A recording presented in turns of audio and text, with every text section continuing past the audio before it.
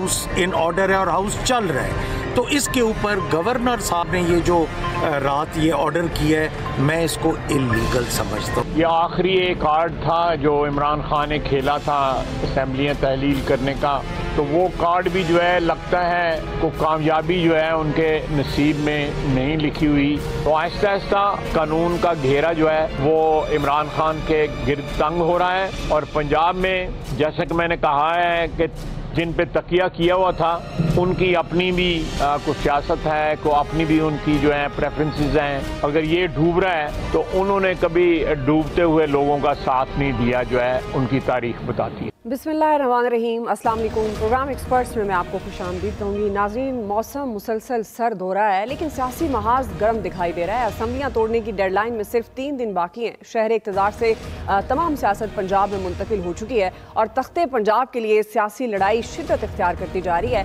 Government और opposition एक दूसरे को पछाड़ने के लिए मुख्तलिफ हरबे इस्तेमाल कर रहे हैं। गुज़श्ता रात PMLN और पीपल्स पार्टी ने वज़ीर पंजाब के खिलाफ तहरीक अदम एतमाद जमा कराई।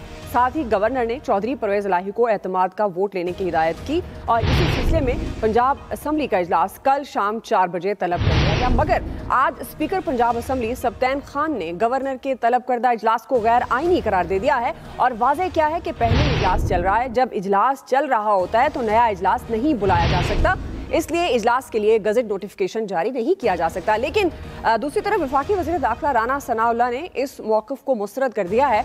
2 टोक अल्फाज में धमकी दी है कि इजलास को बुलाना पड़ेगा, चौधरी परवेज़ इलाही को एतमाद का वोट भी लेना पड़ेगा और अगर ज़रूरत पड़ी तो वज़ीर आला हाउस को भी सील करना पड़ेगा। नाज़रीन, इस तनाज़े से एक बार फिर पंजाब में आईनी और कानूनी बहरान पैदा होने का खदशा नज़र आ रहा है और कवी इम्कान है कि ये जो सियासी मामला है दोबारा अदालतों में भी जा सकता है।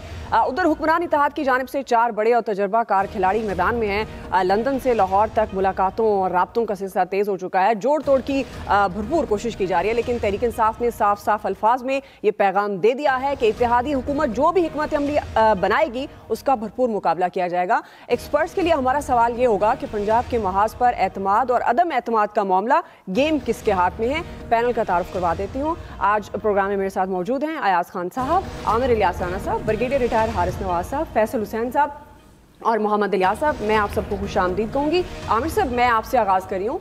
जिस तरह से इजलास बुलाने के मामले पर तनाज़े पंजाब में एक बार फिर हम देख रहे हैं कि आईनी और कानूनी बहरान पैदा होने का खदशा है। आप सियासी मंजरनामा क्या बनता देख रहे हैं? अब आपके ख्याल में किसको कामयाबी मिलेगी? पंजाब असम्बली का मुस्तकबिल क्या होगा?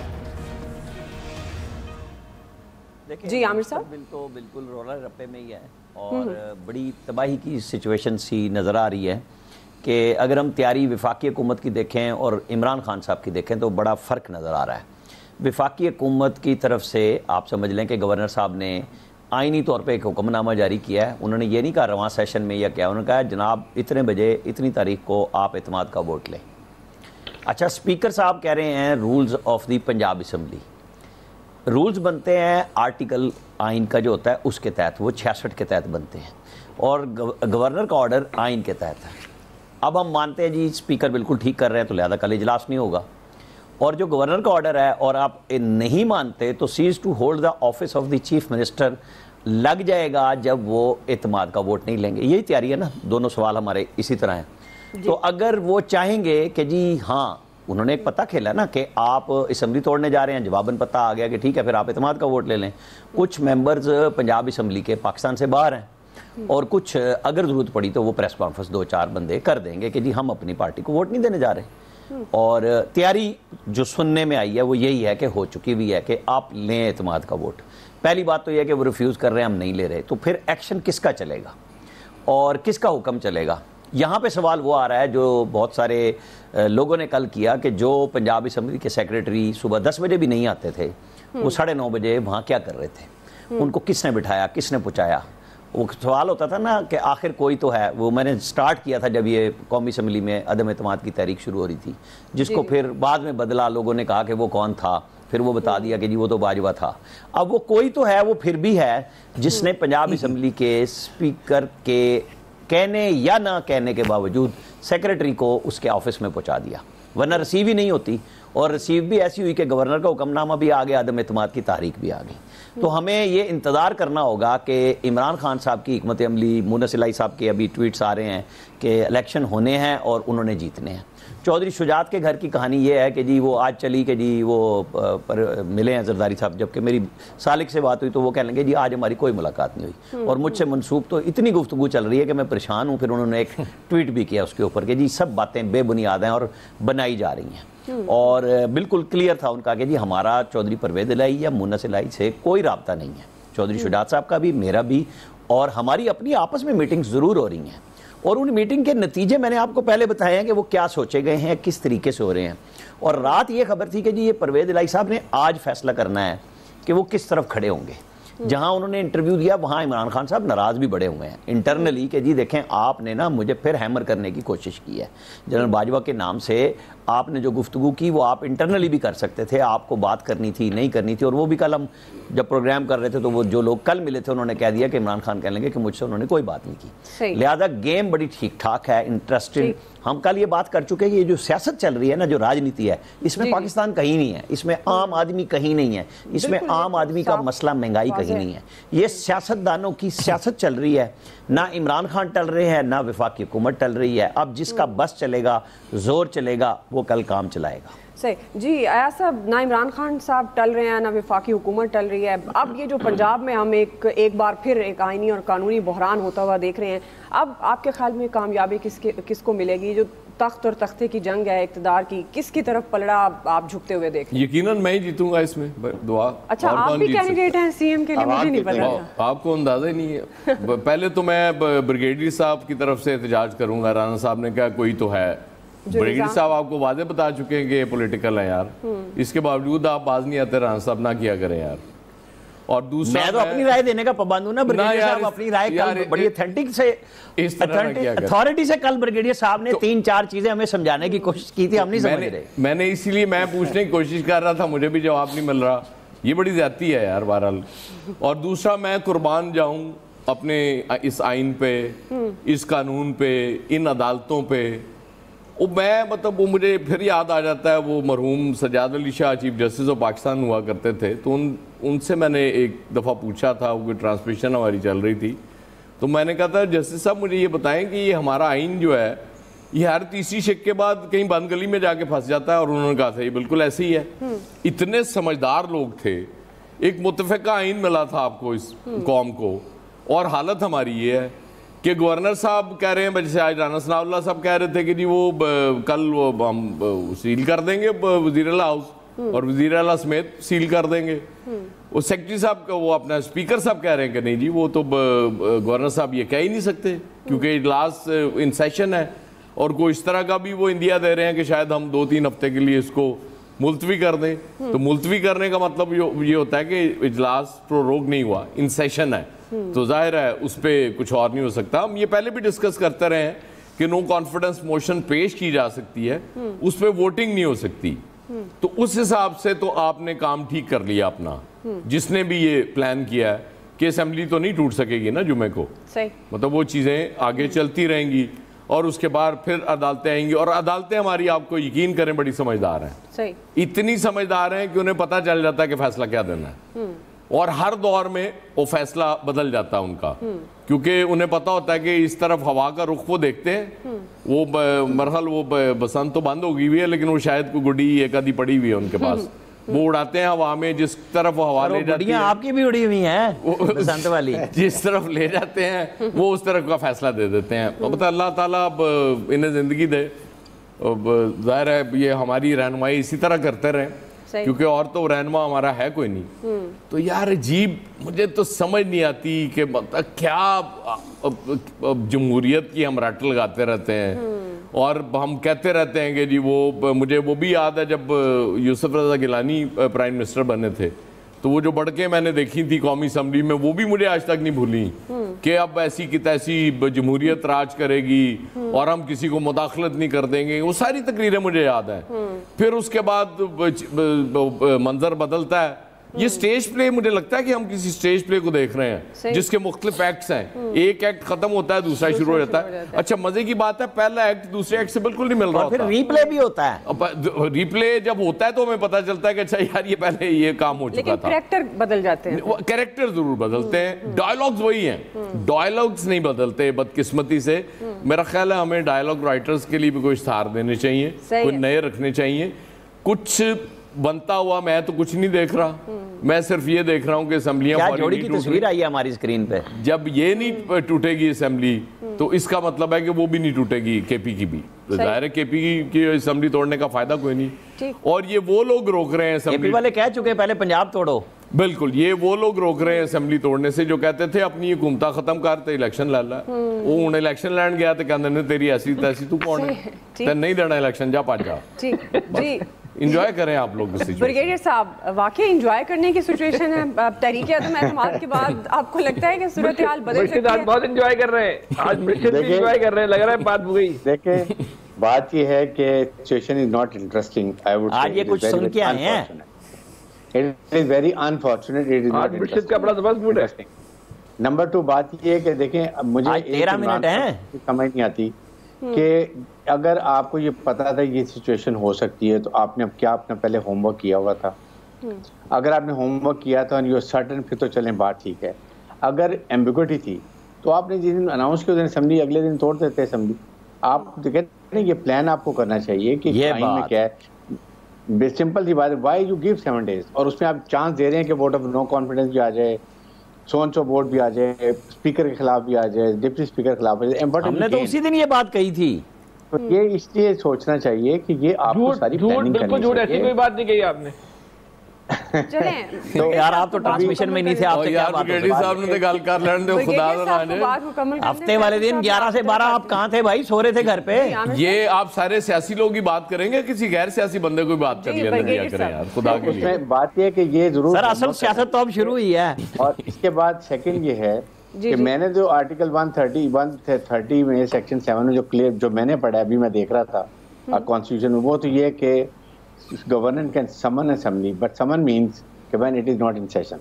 आगे अब ये लॉयर्स का काम है, पीटीआई का और पीएमएलएन का, कि how they going to fight. But I foresee कि ultimately again it is going to the court और कोर्ट में फैसले होंगे, जो कि बहुत अनफॉर्चुनेट है।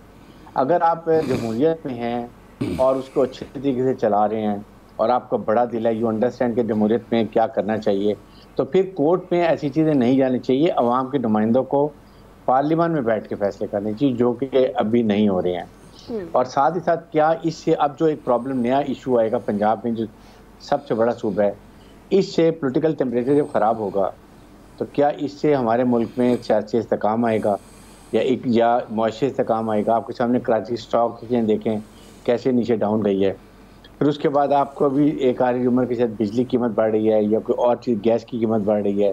तो ये चीज़ें सोच लीजिए, हुकूमत का भी ये काम है कि हुकूमत सोचे। आप पहले थ्रेट कर रहे हैं, उनको प्रोवोक कर रहे हैं, फिर वो एक्शन करते हैं, आप उसके खिलाफ करते हैं। That means we are playing कोई वो जो होता है बच्चों वाला खेल खेल रहे हैं। इट इज़ नॉट दैट, ये पाकिस्तान के मुस्तकबिल की बात है। तो आई फील कि ये अल्टीमेटली असेंबली में ये जाएगा कोर्ट में केस और वहाँ फैसला होगा। डिपेंड ये करता है कि किसकी लॉयर लीगल टीम सही है, राइट है। लेकिन पाकिस्तान के लिए situation is not good. I am very unhappy and hopeless. जी फैसल साहब, आप किस तरह से देख रहे हैं इस सारे सियासी मंजरनामे को, और आपको भी लगता है ये मामला अदालत में जाता हुआ दिखाई दे रहा है? ये तो मैं आपको बताता हूँ, लेकिन आज जितना मिर्शिद खुश लग रहे हैं ना, लग रहा है गेट 4 से आ रहे हैं और कोई बड़ी खास खबर लेकर आए। बहुत खुश हैं आज, इनकी देखें ना, हर बात हंसते हुए कर रहे हैं, दूसरा भी कोई बात कर रहा है तो मुस्कुरा रहे हैं। आज मिर्शिद की हालत जो है ना बड़ी जबरदस्त। ये ब्रिगेडियर साहब की बात कर रहे हैं आप? बोल नहीं रहे, देखा बोल पड़े हैं ना, बोल पड़े हैं नहीं बोल पड़े हैं। अच्छा मैं तो समझा ब्रिगेडियर साहब को कह रहे हो यार, उनका ताल्लुक है भाई। ये गेट 4 ना कहा करें, पाकिस्तान आर्मी के एक मायनाद अफसर हैं। नहीं ग्रेड 4 से मजा नहीं आता। ब्रिगेडियर साहब जो है ना गेट 4 से नहीं जाते, ब्रिगेडियर साहब जो है ना गेट 1 से जाते हैं, गेट 4 से आप जाते हो। वो गेट 4 ना कहा, अल्लाह के बंदे, पीएमए का नंबर ही वहीं से अलॉट होता है, जीएचक्यू से, एमएस ब्रांच से। ऐसी क्या बात है? वो गेट 4 का अपना इदारा है। जी मुझे तो बुलाएंगे, फखर से जाऊंगा, जिस मर्जी गेट से बुलाएंगे, मुझे कोई प्रॉब्लम नहीं है। आप क्यों खुफिया दरवाजों से जाते हैं? हाँ जी फैसल साहब, चले ठीक है। अच्छा अब मैं बात कर लूँ, आपकी इजाजत हो तो। हाँ, बात तो आप भूल चुके हैं, अब याद कर लें, नीचे से पढ़ लें। आपने जो बात कही ना कि कोई आइन और कानून का बुरान पैदा हो गया, आइनी और कानूनी बुरान, ना आइनी बुरान है ना कानूनी बुरान है, इखलाकियात का बुरान है, इखलाकियात की कमी है। तौबा, ये भी कोई बुरान होता है? रोज एक नया ड्रामा होता है, रोज इस मुल्क में एक ड्रामा होता है। कल सुबह से जो है वो सारी ट्रांसमिशन शुरू हो जाएंगी, मुल्क भर में जितने भी अरस्तु और बुकरात और सुकरात हैं, लगता है मैसेज आ गया, बैठेंगे और अपनी बुकरातियत जो है ना बुझाड़ेंगे। आप किसी लाइव ट्रांसमिशन में नहीं होंगे, कौन कौन बुकरात बैठा हो। मेरा ख्याल है मैसेज आ गया, इसीलिए बुकरात बन गए खुद ही। और तो ये बैठेंगे, यकीन करें ये जो खेल है ना, एक घिनौना खेल है। अब इससे ना एक आम आदमी को ना कराहियत आने लग गई है। इमरान, अगर मौजूदा हुकूमत इस असेंबली को तोड़ने से रोकने में कामयाब हो जाती है तो यकीन करें ये इमरान खान की कामयाबी है। वो चाहती ही नहीं है कि असेंबली टूटे। ये सारा वो तो यार वो एक बहादुर आदमी नहीं है, हमें बोलते, वो डरपोक आदमी है। वो पंजाब में वो पुलिस की पन्ना का बना हुआ उनका, पंजाब की पुलिस ने उनको बचाया हुआ है। वो कैसे जाएंगे, ये जो उनके पंजाब की हुकूमत का जो पूरी सरपरस्ती उन पर है वो उनके हाथ से निकल जाए। उनको पता है आइंदा इलेक्शन में कुछ भी हो सकता है। नहीं तो फिर तो असेंबलियां तोड़ने देनी चाहिए इनको, और फिर तो असेंबलियां तोड़ने देनी चाहिए इनको, चाहिए ना। ये लेकिन मसला ये है कि मैं बिल्कुल ये जो बात करें ना यार साहब, लेकिन जो मुस्लिम लीग का जो एक अमूमी तासुर था ना कि बड़े ज़हीन और बड़े सियासी बालिग लोगों की पार्टी है, बड़ी बसीरत और फहम के लोग हैं, इस पूरे टेन्योर में 5-6 साल में ये तासुर जो है ना मुकम्मल तौर पे ज़ाइल हो गया, मुकम्मल तौर पे जो है ना वो ज़ाइल हो गया। सारे के सारे जो है ना शऊरी एतबार से, या तो फिर लीडरशिप ने इतना कंट्रोल किया हुआ इनको कि किसी को मशवरा देने की या राय देने की जो इजाज़त नहीं है, और जो फैसले आ रहे हैं वही फैसले इम्पोज हो रहे हैं। तो ये वो जैसे हमारे एक अमूमी सियासी जमातों में होता है कि जो लीडर ने कह दिया हुर्फ़े आखिर है, मशवरा सुनना नहीं, वो लीडर जो अक्ले कुल है। इन्हीं के इस मौजूद इमरान खान को सियासी तौर पे घेरना, यकीन करे अल्लाह माफ करे, सबसे आसान तरीन काम है, क्योंकि वो खुद सियासी तौर पे फारिग हैं। लेकिन जो हम आपसे हमेशा कहते हैं ना कि इमरान खान की खुशकिस्मती ये है कि उनका मुकाबला सोमालिया की टीमों से हो रहा है। सही, ये है इमरान खान की जो असल ताकत है इस वक्त। इमरान खान अगर आप असेंबली तोड़ने से बचा रहे हैं तो ये तो इमरान खान चाह रहे हैं, वही काम आप कर रहे हैं। अगर इमरान खान को असेंबलियां तोड़नी होती ना, जिस दिन परवेज इलाही वज़ीर आला बने थे ना, उसके अगले दिन तोड़ देते। ये हर 15 दिन के बाद तारीख देते ना, तारीख पे तारीख। वो कौन सी मोहम्मद अली की फिल्म थी, किसकी फिल्म थी, इसमें वो आया था, बड़ा जबरदस्त हुआ था। आमिर साहब देखी थी आपने? मैंने नहीं देखी है जी। नहीं वो इंडियन मूवी है यार, मोहम्मद अली ना फिल्म में, वो इंडियन मूवी है, इंडियन मूवी। हाँ, और भाई अपने आप को एक सुई से बात करो ताकि बात कंप्लीट हो जाए आपकी। ये जुम्मे तक भी इंतजार करते ना, तो इमरान खान ने जुम्मे को एक नई तारीख दे देनी थी, ठीक है। लेकिन हुकूमत क्योंकि एक शऊरी एतबार से और सियासी एतबार से जो बिल्कुल एक फारिग हुकूमत साबित हो रही है, और एक खौफजदा और डरी भी सहमी भी हुकूमत है, उसकी नाअहली का जो है वो और बोझ पड़ा हुआ है, उसकी वजह से उसकी समझ में नहीं आ रहा, करे तो क्या करे। ठीक जी, इलियास साहब, क्या सियासी मंजरनामा आप बनता देख रहे हैं? पंजाब असम्बली का मुस्तकबिल क्या है? जी, पंजाब असम्बली का जो मुस्तकबिल है उसके चंद घंटे रह गए हैं, अब उसके बाद फैसला हो जाएगा। लेकिन जो स्पीकर साहब की जो बता रहे थे आज के, वो जी इसको वो उस पर कुछ मसले हैं, उनको कुछ शक व शुबा है कि जी गवर्नर साहब जो ऑर्डर दे रहे हैं उस पर अमल दरामद नहीं हो सकता, उसके लिए वो देख रहे हैं अभी। तो जाहिर है उन्होंने इसको एंटरटेन नहीं करने उनके ऑर्डर को, तो ये इजलास नहीं होगा, और इजलास नहीं होगा तो फिर देखेंगे उसके बाद एतमाद का वोट नहीं लेंगे। तो सीएम साहब के साथ जो उन्होंने कहा कि आज राना सनाउल्लाह ने, आज बड़ा इजलास हुआ, गवर्नर हाउस में भी बैठे हुए थे सारे सर जोड़ के मुस्लिम लीग नून की जानब से भी, और वो तो इस तरह देख रहे थे कि जैसे उन्होंने फतह कर लिया पंजाब असम्बली में, और पंजाब असम्बली में चेंज ले आएंगे, क्योंकि कल रात से उधर नारे यही लग रहे हैं कि चेंज हो गया। तो नए वज़ीर आला का नाम तो अभी बहुत सारे आ रहे हैं, लेकिन अभी वो कंफर्म करेंगे, क्योंकि उधर से जो नाम लेता है उन्हें हानि की ना, इसलिए हानि की अभी वो, इसलिए आपके नाम के साथ मलिक अहमद खान का नाम भी है, इसलिए दोस्त हमारा वो तो इसलिए तरदीद आ जाती है। वो तो अदम इत्मीनान के दिन से नाम उस बेचारे का चल रहा है, उसका बिल्कुल तरदीद आ जाती है। लेकिन बहरहाल अभी आपको याद होगा जरदारी साहब जिस दिन शहबाज शरीफ से मिलने आए थे, उनके गाल पे थपकी भी लगाई थी प्यार से।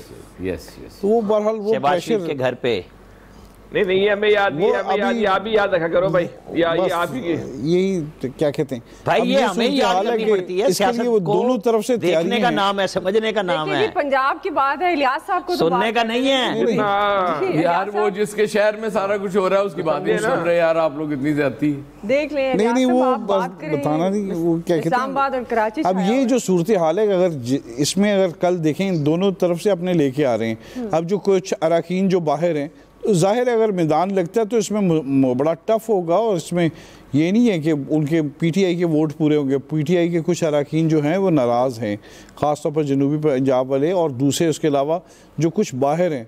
तो इसलिए इनको वोट 186 का जो है वो टारगेट पूरा करना मुश्किल हो जाता है अगर एतमाद का वोट लेना। तो लिहाजा ये बड़ा एक अजीब सी सिचुएशन है। जो नाम आ रहे हैं अभी तक, उनके बारे में जो नाम लेते हैं उसकी तरदीदें भी आना शुरू हो जाती हैं, और ये काफ़ी टफ कंपटीशन है, क्योंकि ये अप्रूवल जहाँ से भी आएगी मियाँ नवाज शरीफ देंगे अप्रूवल, और ये सारे बैठ के मशावरत करने के बाद ही उसको फाइनल करेंगे। क्या नाम ले दिया फैसल साहब को, फिर अब आग लग जाएगी। फैसल साहब को तो आग लगी, कैसे लगेगी? ब्रेक की तरफ जाना है। ये जो आईनी कानून लड़ाई है, इसमें आम आदमी को तो हुक्मरान भूल ही गए हैं। हम ब्रेक लेते हैं, ब्रेक से वापस आएंगे तो हमारा सवाल इसी से मुतल्लिक होगा। हम सवाल ये रखेंगे, सियासी अदम इस्तेहकाम से मौशी बहरान संगीन हो रहा है, हुकूमत तवानाई की बचत के लिए बड़े फैसले कर रही है, किफ़ायत शुआरी पॉलिसी से मईशत को कितना फ़ायदा हो सकता है, राय लेंगे ब्रेक के बाद। अगर वर्क फ्रॉम होम 20% अगर जो वर्क फोर्स है गवर्नमेंट के इदारों में, अगर वो घर से काम करे 20%, तो 56 अरब रुपए की बचत है सालाना। वेडिंग हॉल्स के टाइमिंग्स जो है ना वो 10 बजे रात तक जो है लिमिट कर दिए जाएंगे। ऑलरेडी भी ये सिलसिला चल रहा है, कहीं पे ऑब्जर्व हो रहा है, कहीं पे नहीं हो रहा। रेस्टोरेंट्स, होटल्स और मार्केटें जो है ना वो 8 बजे बंद हो जाएंगी। इसमें थोड़ी सी गुंजाइश है कि रेस्टोरेंट्स और उनको आगे तक ले जाया जाए, घंटा या 1.5 घंटा आगे कर दिया जाए, लेकिन बेसिकली इससे 62 बिलियन रुपए की जो है ना वो बचत होगी। नाज़रीन, सियासी बहरान में घिरी हुकूमत मौशी बहरान को संभालने में मुसलसल बेबस नजर आ रही है। महंगाई मुसलसल बढ़ रही है, आवाम परेशान है, गैर यकीनी की सूरत हाल बरकरार है, डिफॉल्ट के खतरात मंडरा रहे हैं। IMF की जानिब से डू मोर के मुतालबे जारी हैं, अगले जायजे के लिए कोई बात बनती दिखाई नहीं दे रही। इसके बावजूद हुकूमत ने IMF को ये पैगाम भिजवा दिया है कि डू मोर के मुतालबे पर अमल नहीं करेंगे। ताम वजारत तवानाई ने बिजली की फी यूनिट कीमत 31.60 और गैस 100% महंगी करने की तजवीज़ दी है। आज हुकूमत ने तवानाई बचत के लिए किफ़ायत शुआरी पॉलिसी जारी कर दी है, जिसके तहत होटल, रेस्टोरेंट्स और मार्केट्स रात 8 बजे बंद करने और शादी हॉल्स रात 10 बजे तक महदूद करने का फैसला सुनाया गया है। इसी हवाले से हमारा सवाल होगा, बरगेटी साहब मैं आपसे आगाज़ करूँगी। चूँकि सियासी अदम इस्तेहकाम से की वजह से मौशी बहरान संगीन हो रहा है, गवर्नमेंट तवानाई की बचत के लिए बड़े फैसले कर रही है। आप समझते हैं कि ये जिस तरह की पॉलिसीज किफ़ायत शुआरी से रिलेटेड, इससे मईशत को फ़ायदा हो सकता है, आम आदमी को रिलीफ मिल सकता है? देखें दुआ, ये बिल्कुल प्लानिंग ठीक नहीं है। वजह यह है कि गवर्नमेंट को ये देखना है कि इसमें कितने पैसे सेव कर लेंगे, 100-150 अरब रुपया, बट ओवरऑल बिजनेस पे कितना फ़र्क पड़ेगा, रोज़गार पे कितना फ़र्क पड़ेगा, हर तबके के लोगों को फ़र्क पड़ेगा अगर ऐसे करेंगे। इससे फ़र्क नहीं पड़ता। देखें, मेन चीज़ें वो हम नहीं करते हैं। मैं हमेशा बात करता हूँ कि FBR के अंदर जो आपके कस्टमर और इनकम टैक्स में इतने घपले हैं, इतनी लूट मार है, 2000 से 3000 अरब एक साल में चोरी होता है हमारा पैसा वहाँ पर। आप उसमें से चले, मैं और कुछ नहीं कहता, आप सिर्फ 500 अरब बचा लें, सिस्टम ठीक कर लें, कंप्यूटराइज कर लें। एयरपोर्ट पे जो कुछ होता है हमें पता है, हर कस्टम इंस्पेक्टर के घर जो हैं वो इनके पास 2-2, 3-3 अपार्टमेंट्स हैं और घर हैं। ये पाकिस्तान के अवाम का पैसा है, तो why can't we do it. फिर स्टेट कॉरपोरेशन के ऊपर 800-900 अरब रुपये साल का खर्च होता है, जितनी स्टेट कॉरपोरेशन है, राइट फ्रॉम PIA, रेलवे चलें, ये बड़े ऑर्गेनाइज छोड़ दें, छोटी जो इंडस्ट्री है आप उनको प्राइवेटाइज कर दें, वो आपको पैसा मिल जाएगा। लेकिन ये चीज़ों में जाके इससे तो मतलब है PT, PD, PDA जो है PDM या PMLN, वो अपनी पॉपुलरिटी को और ख़राब कर रहे हैं, and they are giving strength to PTI। इसलिए ये चीज़ें सोचने की हैं कि ओवरऑल किसको हमने ठीक करना है, कैसे करना है, कितनी जल्दी करना है, और ताकि आवाम में एक इजान भी ना हो, और आप आपके जो अपने जाना चाहते हैं वो आप IMF को बता सकें कि देखें हमने FBR से सेविंग कर रहे हैं, प्राइवेटाइजेशन कर रहे हैं, सो काम कर रहे हैं, हम पैसे जनरेट करेंगे और हमें जरूरत नहीं कि हम गैस की या सो की कीमत बढ़ाएं। आई थिंक ये गवर्नमेंट को करने की जरूरत है। जी आमिर साहब, देखें बातें सारी अच्छी हैं और ये हैं किताबी और निसाबी, क्योंकि हमने तो मानना ही कोई नहीं है। सारे ताजिर रहनुमाओं के बयानात आ चुके हैं कि नहीं मानना नहीं मानना, क्योंकि हमने कोई काम करना ही नहीं है। ये होता है जब माहौल बहुत अच्छा हो, आपकी पॉलिटिकल हार्मनी इतनी अच्छी हो कि चारों सूबे आपके साथ बात कर रहे हैं, आप सबके साथ मिल के वो लाए अमल बनाएं जो काबिल अमल हो। ये काबिल अमल नहीं है। आप इस्लामाबाद में कर सकते हैं, कर दें, क्या फ़ायदा होगा उसका। आपको चाहिए ये कि कारोबारी उन सब लोगों के साथ आप मुसलसल सेशंस रखें और तरीके से बतदरीज इसे नीचे लाएं। हाँ, गवर्नमेंट ऑफिसेज में जो गड़बड़ है आप उस तरफ फ़ौरन एक्शंस भी ले लें। इमरान खान साहब ने जब 2013 में 18 में हुकूमत ली थी तो उन्होंने कहा था पहले 100 दिन में हम ये रेलवे PIA सब रिस्ट्रक्चरिंग कर देंगे, जो नहीं हो सकी। बदकिस्मती की बात है, जो सबसे ज़्यादा उनका था कि चूँकि सबसे ज़्यादा बड़े सफ़ेद हाथी यहाँ पे हैं गवर्नमेंट की मशीनरी में, ना आप प्राइवेटाइज़ कर सकते हैं ना आप उनको चला सकते हैं। स्टील मिल है, बेशुमार इदारे ऐसे हैं जहाँ पे सिर्फ पैसे दिए जा रहे हैं और नहीं हो रहा। वो काम करने का है कि उसमें भी सूबों के साथ प्रॉपर्टी का इशू आता है कि आप एक काबिल अमल लाहे अमल बनाएं, जो ज़रूरी है, लेकिन जहां आप एक्शन कर सकते हैं ना फौरी तौर पे करते चले जाएं। सब चीज़ें एकदम ना करें, मरहलावार कर लें। जैसे लाहौर हाई कोर्ट ने कुछ फैसला किया है दुकानें मार्केटें वगैरह बंद करने का, इस्लामाबाद में सिंगल डिश चल रही है खानों में, पिंडी में नहीं चल रही है, वो क्या है क्या नहीं है, इनके ऊपर आप बात करें, लोगों को लेके आएँ कि हाँ जी इस तरीके से हो सकता है। लेकिन ये सिर्फ प्रेस कॉन्फ्रेंस बना एक प्रेस कॉन्फ्रेंस है, इसका कोई फ़ायदा नहीं होना, क्योंकि मानना ही किसी ने नहीं है। हमारे दुनिया से हम हट के चलते हैं। पूरी दुनिया में रूटीन में 5-6 बजे मार्केट्स ऑफ हो जाती है। मेडिकल स्टोर और ये रेस्टोरेंट 2-4 खुले हुए होते हैं। मेडिकल स्टोरों के भी नंबर बने हुए होते हैं कि इतने खुलेंगे इतने बंद होंगे, बाकी सब चलेगा। लेकिन हमारे यहाँ कोई सिस्टम है ही नहीं। हम तो हैं फ्री फॉल, हमने 1:30 बजे निकलना है मार्केटों के दुकानदारों ने और रात 1 बजे तक काम करना है। ये है असूल। यहाँ पे ना कोई बचत सोचता है, यहाँ ना शॉपिंग रुकती है, यहाँ पे कोरोना में नहीं रुकी। यहाँ पे हम भी कह रहे थे कि जी लोगों के कारोबार तबाह हो गए, अब भी यही है कि कारोबार है नहीं और आप उसे बंद करने जा रहे हैं।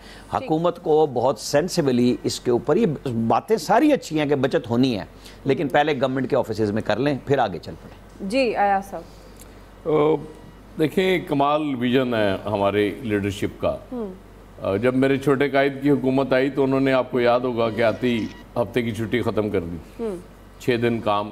उनको लगता था कि जी मतलब 6 दिन काम करेगी ये कौम और पता नहीं कितनी तरक्की कर जाएंगे। तो मैंने उस वक्त उनसे ये जसारत की थी, मैंने कहा हुजूर दुनिया स्मार्ट वर्किंग की तरफ जा रही है, 4 दिन काम की बात हो रही है और आपने एक छुट्टी ख़त्म कर दी। तो उनका जवाब सीधा सा, नहीं पहले भी तो होता था, ख़त्म होगी बात। अब आके इनको इतने महीने बाद याद आया कि जी हमने बचत करनी है, और बात बिल्कुल ठीक है।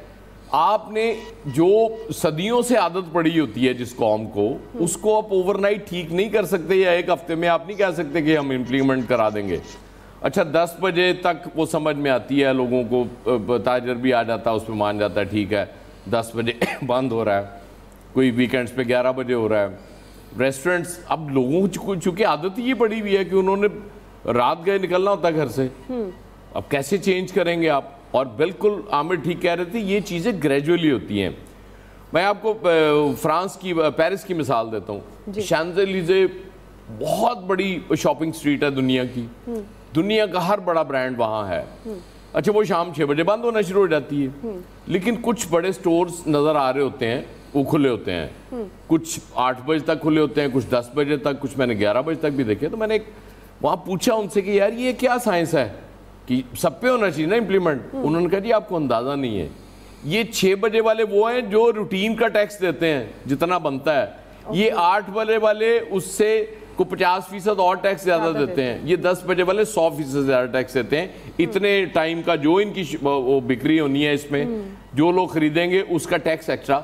तो ये, लेकिन ये उन्होंने ओवरनाइट तो नहीं किया होगा ना, जाहिर है इसमें टाइम लगा होगा। तो इस तरह की, अच्छा सारी जिंदगी ये बाहर गुजार रहे होते हैं और मिसालें भी दे रहे होते हैं। आप अपने आप देख लें, वो कप्तान को देख लें, वो मिसाल ही आपको यूरोप और अमेरिका की देंगे ऐसे है, या रियासत मदीना की देंगे, लेकिन यहाँ पे सारे फेल हो जाते हैं। उसकी वजह ये है कि आपको ये सिस्टम सूट करता है इन सबको। वहाँ मतलब डिसिप्लिन की बात होती है, आइन की, कानून की बात होती है, लेकिन इन पे आप कानून नाफिज तो करके देखें, इनमें से कोई एक भी नहीं बचेगा, ये सारे जेलों में होंगे। तो इसलिए बड़े होश के नाखून लें हुजूर, आप बिल्कुल बचत करनी चाहिए आपको, लेकिन अपनी तो थोड़ा कम करें, अपने मुशीर ही घटा लो यार। सही बात। वो सानू को यकीन हो जाए कि तुसी वाकई को बचत करना चाह रहे हो, इस तरह तो कोई नहीं मानेगा इनकी बात। बिल्कुल आप सही कह रहे हैं, और वैसे भी स्लो इस पॉलिसी की तरफ बढ़े, और बात यह है कि इस कौम को अपने सिस्टम की तरफ लाना और अपने जिस तरह आपने एक प्लान कर लिया उस तरफ लाना ज़रा मुश्किल है। तो वो आहिस्ता आहिस्ता अगर आप लेकर आएंगे तो ज़ाहिर है फिर वो फ़वाइद भी आपको मिलेंगे जो आप बचत करके लेना चाहते हैं। ब्रेक लेते हैं नाज़रीन, ब्रेक बाद हम वापस आएंगे। यही सवाल होगा, फैसल साहब और इलियास साहब का टेक लेंगे। जी वेलकम बैक नाज़रीन। फैसल साहब, वही सवाल, जिस तरह हुकूमत तवानाई बचत के हवाले से फ़ैसले कर रही है, आपके ख्याल में इन पॉलिसी से मईशत को फ़ायदा हो सकता है? जो तीनों ने बात की ना, बिल्कुल दुरुस्त बात है कि ये करना ज़रूरी है, करने का तरीक़ेकार जो है वो दुरुस्त नहीं है। और ब्रिगेडियर साहब की बात बिल्कुल सही है कि जो टैक्स के मसाइल हैं, इनकम टैक्स की जो करप्शन है, जो सिर्फ उनकी एक दिन की करप्शन है, अगर वही रोक ली जाए तो आपके बहुत सारे जो है मसाइल हल हो जाएँ। लेकिन इसका ज़िम्मेदार कौन है? फिर तो हम और आप सब ज़िम्मेदार हैं ना, आम आदमी भी जो ज़िम्मेदार है ना। अब ये शादियां जो रात को होती हैं, अगर हम ये आप तय कर लें कि भाई शादी दिन में करवानी है, पहले ज़माने में दिन में शादियां होती थी, बल्कि अभी भी पंजाब के देहातों में, सिंध के देहातों में दिन में शादियां होती है ना। ये शहरों में शादियां होती हैं, 1-1 बजे रात को जो है वो बारात आ रही है, 3-3 बजे रात को रुखसतियाँ हो रही हैं, कोई इसका जवाब नहीं है। सुबह भी शादियाँ हो सकती हैं पूरी दुनिया में। आमिर साहब ने मिसाल दी, दुनिया में कहीं भी जो है ना, जितने भी जो तरक्की याफ्ता मुल्क है, तरक्की याफ्ता मुल्क, उनके बड़े शहरों में आपको 7-8 बजे के बाद कहीं खाना नहीं मिलेगा, सिवाय टूरिस्ट सिटी के, वो भी टूरिस्ट मुकामात पे, पूरे शहर में नहीं। वहाँ आपको तो शायद खाना मिल जाए, लेकिन आपको वहाँ खाना भी नहीं मिलेगा। ये अजीब यहाँ पे है कि रात को यहाँ लोग जो है 2 बजे रात को चाय पीने के लिए बाहर निकलते हैं।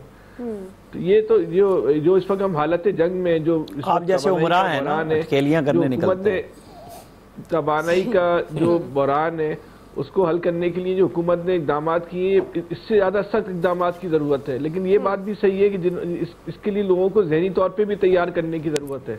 हम में से कोई भी इंसान जो है ना, एक भी इंसान वो कुर्बानी देने को तैयार नहीं है, अपने मफादात के लिए कोई कुर्बानी देने को तैयार नहीं है। तो बस फिर इसी तरह ये चलेगा। लेकिन ये सिस्टम नहीं है। अगर आप तवानाई आपके पास वाफिर मकदार में भी है ना, और ज़रूरत से ज़्यादा भी आपके पास बिजली है, उसके बावजूद ये हमारा मिजाज, ये हमारा रवैया है ना, ये भी कोई इखलाकी और समाजी एतबार से जो है ना बड़ा ही तबाह होने के। हर काम हमारा जो है रात को होता है। अगर बिलफर्ज मगरिब के बाद दुकान बंद है, कैसे नुकसान हो जाएगा? मुझे एक शर्ट खरीदनी है, अब मुझे पता है कि वो 7 बजे के बाद दुकानें बंद होंगी, तो मैं सुबह जाके खरीद लूंगा। नुकसान किस तरह दुकानदारों का हो जाएगा? एक बिल्कुल एक इन लोगों की जिद है कि 12 बजे जो है वो मार्केट खुलती है। 12 बजे से पहले आप चले जाएं तो पूरे बड़े बड़े बाजारों में सन्नाटा है, और 1-1 बजे तक जो है मार्केट मतलब बगैर वजह के छोले की चाट जो है रात के 2 बजे बिक रही है। अब छोले की चाट 2 बजे खाने लोग जा रहे हैं, खुदा का खौफ करें, शाम में जाके खा लो छोले। अच्छा, छोटा सा हल है इसका दोपहर की शादियों का जी। आप 50% डिस्काउंट देने पर आप देखें किस तरह ये होना शुरू हो जाएंगी बड़े शहरों में। बिल्कुल सही जी। इलियास साहब ताजरों से जरा पूछे इस 50% डिस्काउंट, ये सारे मसाइल सबको पता है। नहीं, गवर्नमेंट सब्सिडाइज कर देना, गवर्नमेंट को जो हिस्सा डाल दे इसमें। गवर्नमेंट जो बचत कर रही है, गवर्नमेंट को ये तमाम मसाइल, हर जो गवर्नमेंट मुंतखब होकर आती है उनको मसाइल का सारा पता होता है, क्योंकि ब्यूरोक्रेसी वही होती है, वही सारे मसाइल बताती है कि यहाँ से लीकेज है, यहाँ ये इस्लाहात की ज़रूरत है, सबको पता होता है। लेकिन उस पर अमल दरामद कराना ये इनकी गवर्नमेंट की जिम्मेदारी होती है। ये करवा नहीं सकते क्योंकि इनका पॉलिटिकल विल नहीं होती। ये अगर करवा सके ना तो बिल्कुल, जैसे कह रहे हैं कि जी FBR में करप्शन है, 1000 बंदा नौकरी से निकाला था मुशर्रफ दौर में, फिर दोबारा को सबको बहाल कर लिया।